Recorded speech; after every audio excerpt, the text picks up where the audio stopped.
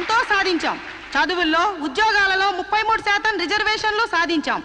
Chairman లాంటి మగ పదాలను చైర్పర్సన్ అనేలా ఆడ మగకి వర్తించేలా మార్పించాం. ఎంత సాధించినా ఆడదాన్ని తమలపాకుల కట్టగానే చూస్తున్నారు, తల్లో పువ్వుగానే చూస్తున్నారు. ఉదాహరణకి ఆడది ఒక్కతే రోడ్డు పక్కనున్న టీ కొట్టుకెళ్లి టీ తాగితే ఇది లాడ్జింగ్ కేసు అని అంటారు. దీనికి కారణం ఏంటంటే ఒకప్పట్లో మనకు పోరాడే నాయకురాలు లేకపోవడమే. ఒక అనీ బెసెంట్, ఒక దుర్గాబాయ్ దేశ్ముఖ్, ఒక సరోజినీ నాయుడు, ఒక ఇందిరాగాంధీ మళ్ళీ మన కోసం పుట్టాలి. అసలు నన్ను అడిగితే ఈ జన్మలో దళితులకు ఎంతో సేవ చేసిన అంబేద్కర్ ఈసారి స్త్రీల కోసం ఆడదానిగా పుట్టి రాజ్యాంగం తిరగరాయాలి, మనకు 50% రిజర్వేషన్లు కల్పించాలి. అప్పుడు రిజర్వేషన్ల ద్వారానే మనం పైకొచ్చామని చులకనగా చూస్తారు. అయినా మగాడు ఆడది ఒకరినొకరు అర్థం చేసుకుంటే ఈ భేదాలెందుకు, ఈ వాదాలెందుకు? ఎవరెంత ఎదిగినా కనాల్సింది ఆడదే, కారకుడు మగాడే. ఈ సత్యం తెలుసుకుని ఒకరినొకరు గౌరవించుకుంటే చాలు. మగాడు ఆడదాన్ని గౌరవించడం అటుంచి అణగదొక్కుతున్నాడు. మనం మగాళ్ల కాళ్ళు నొక్కడాలు, పని మనిషిగా చాకరీలు చేయడాలు అవన్నీ మానేయాలి. మనకి స్వేచ్ఛ కావాలి. మగాళ్ళు మనకి చేస్తేనే మనం వాళ్ళకి చేయాలి. వాళ్ళు అసలు లెక్క చేయకూడదు. అప్పుడే వాళ్ళు మన దారికి వస్తారు. Correct, super correct. ఇచ్చిన స్వేచ్ఛను అలుసుగా తీసుకుని జీవితాన్ని నాశనం చేసుకునే వాళ్ళు కూడా ఉన్నారు. ఫారిన్ వ్యామోహంలో పడి సాంప్రదాయాన్ని కాలదనడమే ఫ్యాషన్ అనుకుని ఆడదంటే అసహించుకునేలా స్వేచ్ఛను దుర్వినియోగం చేసుకునే వాళ్ళు కూడా ఉన్నారు. అందుకని అమ్మచాటి బిడ్డలా మొగుడు పక్కన బిడ్డలా ఆడది బతకాలా? పుట్టే జీవికి ఆడది ఆధారమైనప్పుడు ఆడది మరొకరి మీద ఆధారపడి బతకడం ఏంటి? అదిరింది నా సావరంగా. కరెక్ట్ అంతే. సమాజంలో సమూలమైన మార్పు రావాలంటే మనిషి పుట్టుకకు మూలమైన వివాహ వ్యవస్థలోనే మార్పు రావాలి, విప్లవం రావాలి. పెళ్లి చూపుల పేరుతో మగాడు ఆడదాన్ని శల్య పరీక్ష చేస్తాడు, శీల పరీక్ష చేస్తాడు.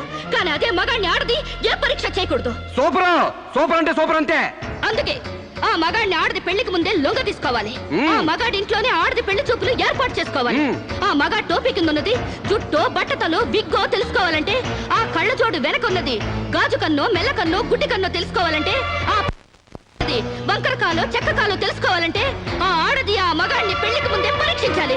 లేకపోతే ఆడది బెడ్రూమ్ లో ఏ చిరంజీవినో నాగార్జున ఊహించుకుంటూ కాపురం చేస్తుంది. అయ్యి బాబో, ఇది అసలు సూపర్ అండి బాబు.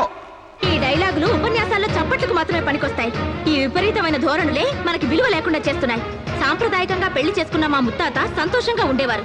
మా తాత ఇంకా సంతోషంగా ఉండేవారు. మా నాన్న ఇంకా సుఖంగా బతికారు. వాళ్ళు పెళ్లాలతో ఆనందంగా కాపురాలు చేసుకోలేదా? వాళ్ళ భార్యలు ఎవరితోనైనా లేచిపోయారా? లేకపోతే ముందుగానే పరీక్షలు జరిపించి పెళ్లిళ్ళు చేసుకున్నారా? మా తాత, మా ముత్తాతని మగాడి వైపు నుంచి చూస్తున్నావు గాని మీ అమ్మమ్మ, మీ నానమ్మ అని వాళ్ళ సైడ్ నుంచి ఆలోచించావా? మొగుడయ్యాడు కాబట్టి చచ్చినట్టు అడ్జస్ట్ అయ్యి ఎందరో బతుకుతున్నారు. మగ లేని మగాళ్ళ వల్ల ఎందరో కొట్టాళ్ళుగా బతుకుతున్నారు. మొగుడికి తెలియకుండా చాటుగా ఎందరో పక్క వాళ్ళతో దొంగ కాపురాలు చేస్తున్నారు. ఆ మాటకొస్తే గర్భసంచి లేని ఆడాళ్ల వలన ఎంతమంది మగాళ్ళు సంతానం లేక పున్నామ నరకానికి పోలేదు? అందవిహీనమైన భార్యలతో ఎంతమంది మగాళ్ళు అడ్జస్ట్మెంట్ లైఫ్ అనుభవించడం లేదు? వాళ్ళంతా వాళ్ళ పెళ్లాల్ని వదిలేయాలనేనా నీ ఉద్దేశం? అందుకే పెళ్లి చూపుల ఆచారాల్ని పూర్తిగా మార్చేయాలని గొంతు చుచ్చుకునేది. ఎండ కాస్తుంటే గొడుగేసుకోవాలి గాని ఆకాశానికి అడ్డు కడతావా? సూర్యుని పగలు కొడతావా? అంతకన్నా వెర్ర ఆలోచన మరొకట్లేదు. మగాళ్ళలో మార్పు కోసం పవిత్రమైన ఆ పెళ్లి ఆచారాన్ని నాశనం చేసుకుంటావా? కాన్పు ముందు నొప్పులు, మార్పు కోసం కష్టాలు తప్పవు. నొప్పుల కోసం భయపడితే జననాలుండవు, కష్టాల కోసం వెనక్కి తగ్గితే సుఖాలుండవు. ఆచరణకి సాధ్యం కాని వాటి గురించి ఆలోచించడమే వ్యర్థం. ఆచరణలో పెట్టి చూపిస్తాను. చెప్పడం తేలికే గాని చెయ్యడం కష్టం. నేను చెప్పింది చేసి చూపిస్తాను. ఈ వివాహ వ్యవస్థనే మారుస్తాను. పెళ్లికి ముందే ఒక మగాడితో డేటింగ్ చేసి అతను అన్ని విధాలా నాకు నచ్చితేనే అతన్ని పెళ్లి చేసుకుంటాను. నీ తలతిక్క పిచ్చి పనులు ఒప్పుకోవడానికి ఇదేం ఫారిన్ కాదు, ఇండియా. అక్కడి దాకా ఎందుకే? ఇప్పుడే ఒప్పిస్తాను. సాంబశివరావు, నాతో డేటింగ్ చేస్తావా? మీరు చెప్పిందా రైటు, మీ వెనకాల రైటు. డేటింగ్ అంటే ఏంటమ్మా? పెళ్లికి ముందు ఒకరి ఇష్టాల గురించి మరొకరు తెలుసుకోవడానికి కలిసి ఉండడం, అదే డేటింగ్. ఇదేంటిది కొత్తగా ఉంది? ఇది కొత్తగా నేను కనిపెట్టిందేం లేదు. డేటింగ్ అనేది ఫారెన్ లో ఎప్పటి నుంచో ఉంది. సాంబశివరావు, ఒప్పుకుంటున్నావా? శిరీష్ గారు ఏం చెప్పినా నేను కాదానండి. చూసావా, అప్పుడే మార్పు తేవడం స్టార్ట్ చేశాను. అంటే పెళ్లికి ముందే మీరు ఒకే ఇంట్లో కాపురం చేస్తారనమాట. ఒకరి పక్కన ఒకరు పడుకుంటారనమాట. ఒకరింగిలో ఒకరు తింటారనమాట. ఆఫ్ కోర్స్, మేమిద్దరు 6 నెలల పాటు ఒకే ఇంట్లో ఉంటాం. ఆ తర్వాత ఒకళ్ళొకళ్ళు ఇష్టపడితే పెళ్లి చేసుకుంటాం, లేకపోతే విడిపోతాం. విధవకి బొట్టు పెట్టాలన్నంత సులభం కాదు ఈ పని. ఇంతమంది ముందు నోటికొచ్చినట్టు వాగి ఇప్పుడు పరువు పోతుందన్న తాపత్రయంతో సరే అంటున్నాం. ఆ తర్వాత నేనెప్పుడన్నానంటే కావాలంటే అగ్రిమెంట్ మీద సైన్ చేస్తాను. కస్తూర్బాయ్ గారు, అగ్రిమెంట్ రెడీ చేయండి. పెళ్లి పేరుతో ఒకరంటే ఒకరు పడక ఒకే కప్పు కింద అయిష్టంగా కాపురం చేసే ఎంతో మందికి మా కలయికి ఒక చెంపదెబ్బ కావాలి. భారతీయ వివాహ వ్యవస్థకే కనువిప్పు కావాలి. సాంబశివరావుని స్టేజీ మీదకి రావాల్సిందిగా కోరుతున్నాను. పండించేది వరి, పుట్టింది ఈస్ట్ గోదావరి. శిరీషమ్మ గారు చెప్పింది చాలా కరెక్ట్. పెళ్లికి ముందే మొగాన్ని టెస్ట్ చేసి పెళ్లి చేసుకోవాలి. ఎందుకంటేనండి, సపోజ్ నేను ఉన్నానండి, నాకు చాలా పర్సనాలిటీ ఉంది, మంచి దమ్ము ఉంది, మీసం ఉంది, బాడీ కూడా ఉంది. మరి లోపలికి వెళ్తే నాకు మగతనం ఉందో లేదో మీరు ఎవరైనా చెప్పగలరా? నా నరాల్లో కరెంట్ ఉందో లేదో మీరు చెప్పగలరా? కాబట్టి మేడం గారు చెప్పిన డేటింగ్ పెళ్లికి నా ఓటు ముద్ర జై మేడం, జై జై మేడం, జై మేడం, జై జై మేడం, జై జై మేడం, జై జై మేడం. పెళ్లికి ముందు ఇద్దరు కలిసుండి ఒకరినొకరు ఇష్టాయిష్టాలను తెలుసుకుని 6 నెలల కాల పరిమితి దాటిన తర్వాత నచ్చితే పెళ్లి చేసుకుంటాం, లేదంటే విడిపోతాం. డేటింగ్ అనబడే ఈ ప్రక్రియను మేమిద్దరం స్టేజీ మీదున్న పెద్దల సాక్షిగా, సభలోని జనాల సాక్షిగా సమ్మతిస్తున్నాం. సంతకాలు పెట్టండి.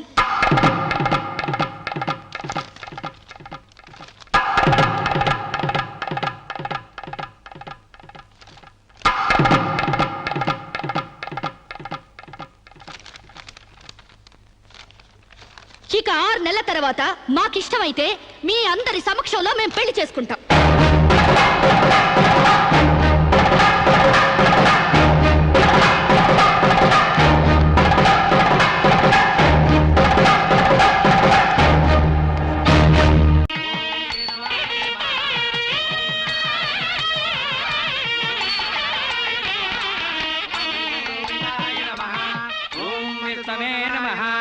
భూత ప్రేత పిండ ప్రధానే నువ్వు చదువుతున్న తద్దిన మంత్రం ఇది పెళ్లి. ఈ దిక్కుమాలిన పెళ్లికి రావాల్సింది అసలు మనం కాదయ్యా, మంత్రసం. ఏ నిమిషంలో పురుటి నొప్పులు వచ్చేస్తాయో ఏమో. ఈ పెళ్లి క్యాన్సిల్ చేసుకుని బిడ్డ బారసాల రోజున మ్యారేజ్ ఫిక్స్ చేసుకుని బిడ్డతో సాక్షి సంతకం చేయించుకుంటుందో ఏమో. నువ్వు కానీ సోఫాలో పెళ్ళేంటి విడ్డూరం కాకపోతేను. ఒకసారి శోభన మంచం ఎక్కాక సోఫాలో కట్టుకుంటేంటి, స్టోర్ రూమ్ లో కట్టుకుంటేంటి. అయినా నా వరకు నాకు ఈ పద్ధతి బాగా నచ్చిందమ్మా. కోరుకున్న కుర్రాళ్ళు విషయం ఉందో వీక్నెస్ ఉందో తెలుసుకుని కట్టుకుంటుంది. మరే లేకపోతే తీరా చేసుకున్నాక తాళిగట్టినోడు తడిగుడ్డగాడైతే గాడిపోయిలా ఆరిపోవు. అవునే అమ్మా. ఈ డేటింగ్ పెళ్లి ఉందని నాకు ముందు తెలియదు. తెలిస్తే నేను కూడా ఇలాగే చేసుకునేదాన్ని. చూడటానికి శోభన్ బాబులా ఉన్నాడని, కరెంట్ ఆఫీసులో పని చేస్తున్నాడని కట్టుకున్నా. తర్వాత తెలిసింది ఆయన బాడీలోనే కరెంట్ లేదని. నా కాలం కలిసొచ్చి హార్స్ పవర్ ఉండే మగాన్ని కట్టుకున్నాను గాని లేకపోతే గోడలు దోకాల్సి వచ్చిండేది. చదివిన తూతులు చాలు కానీ వాళ్ళ చేత పీపీ ఎనిమిచ్చి పుష్టి కట్టించే పప్పును తినేయొచ్చు.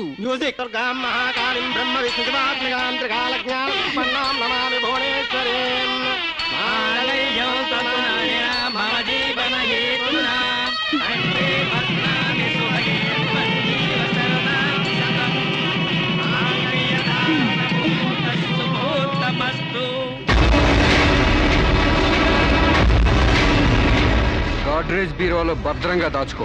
ఏంటిది? నువ్వు నాకు నచ్చలా, అందుకే తాళిబొట్టు కట్టట్లేదు. ముహూర్తం టైంలో జోకులేంటి? Useless fellow. ఇంకొకసారి యూజ్లెస్ ఫెలో అన్నావంటే చెప్పుతో కొడతా.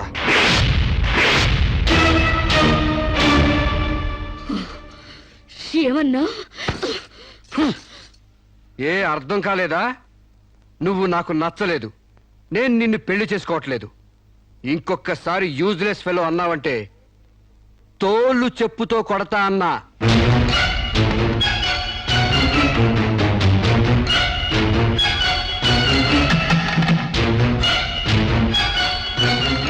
ఆగు బాబు, ఏమైంది? మీ చెల్లెలు నాకు నచ్చలేదండి, ఈ పెళ్లి క్యాన్సిల్. ఏమిటి పెళ్లి క్యాన్సిలా? అవును, ఇష్టపడి డేటింగ్ పెట్టుకున్నావు. ఆ డేటింగ్ లో నేను పాస్ అయ్యాను, మీ చెల్లెలు ఫెయిల్ అయింది. నా ఫ్యాంట్లో ఉన్నవి వంకర కాళ్ళ మంచి కాళ్ళ, నాకు మగతనం ఉందా లేదా అని ఎక్స్రేలు చేసి మరీ పరీక్ష పెట్టింది. దాంట్లో నేను పాస్ అయ్యాను. నాకు పొద్దున్నే లేచి ఎక్సర్సైజ్ అంటూ ఒంగుళ్ళు దూకుళ్ళు చేసే పెళ్ళాం అక్కర్లేదు. తెల్లారగట్టే తలంటుకుని పొలానికి వెళ్లే పెళ్ళం కావాలి. ఒళ్ళంతా కనిపించేలాగా బొట్టు కింద అరగజో, బొట్టు పైకి అరడుగు పీలికలు వేసుకునే పెళ్ళం అక్కర్లేదు. ఆడదని తెలిసేలా 6 గజాల చీర కట్టుకునే ఆడది కావాలి. అట్టాగే నా కాబోయే భార్య సీతలాగా ఉండాలని కోరుకున్నాను. కానీ పెళ్లికి ముందే లాడ్జింగ్ సర్వీసులా నీ చెల్లెలు నాతో కడుపు చేయించుకుంది. కాబట్టి నీ చెల్లెలు ఫెయిల్ అయింది. అందుకే మీ చెల్లెలు నేను పెళ్లి చేసుకోవట్లేదు. తాళి కట్టకుండా మండపం నుంచి బయటకు వెళ్దామని ఏయ్! ఏయ్! నువ్వు నా పంచం మీద అంచు కూడా పీకలేవు. సాంబశివరావు, డేటింగ్ లో పాస్ అయ్యాను ఫెయిల్ అయ్యానని నీ దారి నువ్వు చూసుకుంటే ఈ కడపకు బాధ్యులు ఎవరు? ఇత్తనం నాటితే మొక్క మొలుస్తుందని ముందు మీకు తెలియదా? ఒళ్ళు కొవ్వెక్కి కడుపు చేయించుకోవడం మీ ఆడపడుచు తప్పు కానీ నా మగతనం తప్పు కాదు. సాంబయ్య, నన్ను మోసం చేయడానికి నీకు ఎంత ధైర్యంరా?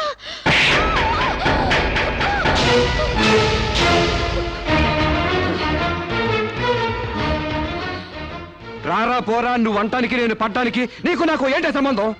ఉంటే గింటే అక్రమ సంబంధం తప్ప. అగ్రిమెంట్ ప్రకారం మరో 6 నెలల పాటు డేటింగ్ చేయాలి. ఇద్దరు ఒకరికొకరు నచ్చితే పెళ్లి చేసుకోవాలి, లేకపోతే విడిపోవాలి. నేను నీకు నచ్చాను, కడుపు చేయించుకున్నావు.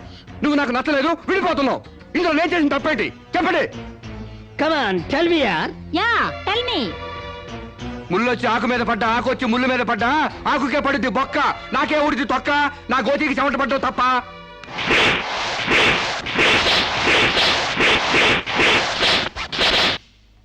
నాన్న, సీన్ అర్థమైంది కదా?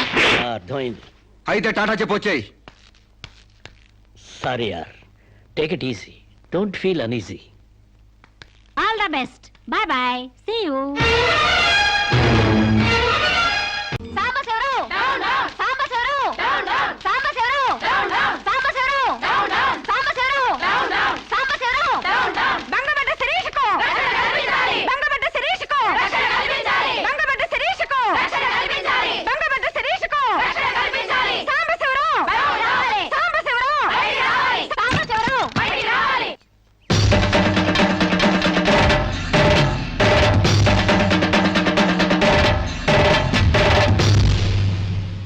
ఒక ఆడపిల్లకు అక్రమంగా కడుపు చేసిన సాంబశివరావు అమలు చేసి ఎలుకొని సాంబశివరావు.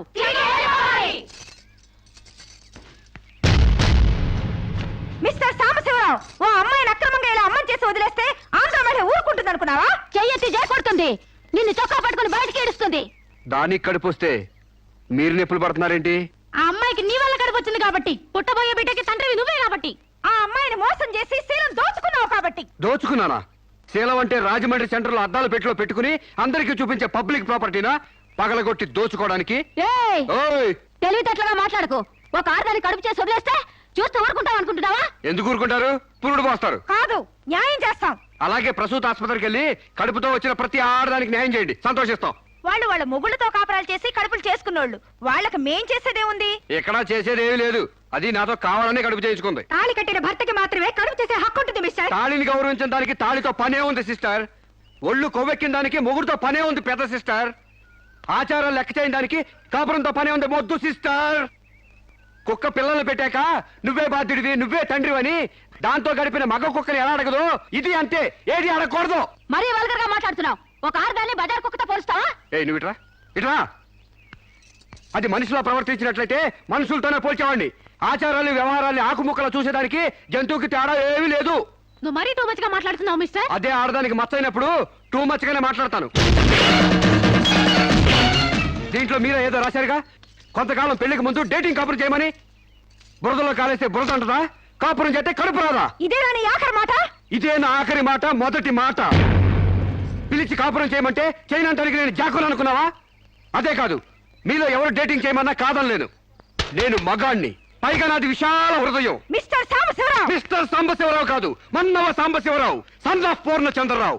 పండించేది వరి, పుట్టింది ఈస్ట్ గోదావరి. ఏయ్, గంజి పెట్టిన కాటన్ చీర కట్టుకుని తిన్నది అరిగేదాకా, చీరలకి చెవట్లు పట్టేదాకా అరిస్తే వణికిపోతామనుకోకండి. మీకంత రోడ్లెక్కాలనే తాపత్రయం ఉంటే ఏ శ్రమదానానికో జన్మభూమికి వెళ్ళండి. అంతేగాని ఇలా గర్భధానం కేసులని, బంజరు భూమి కేసులని రోడ్ల మీదకి ఎక్కండి, కంపు కొట్టుద్ది. శాంతకుమారి, ఒక ఆడదాని శీలంతో ఆడుకున్నావాడిని మామూలుగా వదలకూడదు. ఇష్టానికి వ్యతిరేకంగా మానభంగం చేస్తే పోయేదాన్ని శీలం అంటారు శాంతకుమారి. మొగుణ్ణి గాలి కొదిలేసి చాటుగా రంగు సాగిస్తే పోయేదాన్ని శీలం అంటారు శివపార్వతి. ప్రేమంటూ పార్కుల్లో ఫైట్లు అడుగు తీసుకుంటే పోయేదాన్ని శీలం అంటారు రమణ కుమారి. అంతేగాని డేటింగ్ పేరుతో కామం తీర్చుకోవాలని పడుకుంటే ఊడేది శీలం కాదు కన్యాకుమారి. మాకు తెలిసినా ఏ ఊరుతుందో నువ్వేం చెప్పక్కర్లేదు. శభాష్! ముందు శీలం అంటే ఏంటో తెలుసుకుని, అది మీకుందో లేదో తెలుసుకుని, నన్ను అడిగే అర్హత మీకుందో లేదో తెలుసుకుని నా దగ్గర రండి. ఇంకొకసారి మహిళా మండలని, మట్టి కుండలని, తుమ్మ మండలని వచ్చారంటే డేటింగులు వాంటింగులు జరిగిపోతాయి. ఏయ్! పండించేది వరి, పుట్టింది ఈస్ట్ గోదావరి.